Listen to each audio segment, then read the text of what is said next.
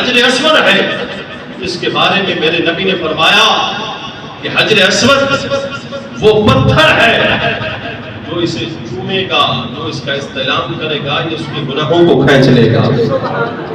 قیامت والے دن اس کے حق میں گواہی دے کر اسے جنت میں ساتھ لے جائے گا۔ الحمدللہ تعالیٰ 4 مرتبہ جو ہے وہ حجر اسود چومنے کا جو ہے وہ شرف حاصل ہوا ہے۔ سنیے میرے نبی نے کیا فرمایا۔ حضور نے فرمایا حجر اسود یہ اللہ کا دایاں ہاتھ ہے، اللہ کا دایاں ہاتھ ہے۔ حدیث پاک کے لفظ ہے الحجر الاسود یمین اللہ فی الارض، حجر اسود اللہ کا دایاں ہاتھ ہے۔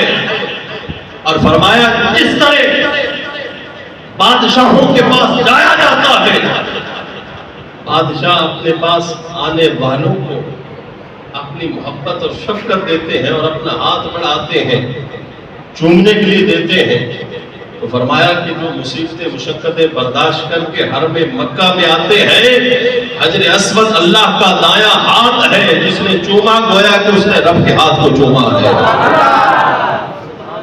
فمن لم يدرك ببیعۃ النبی صلی اللہ علیہ وسلم فمسح الحجر فقد بایع اللہ ورسولہ۔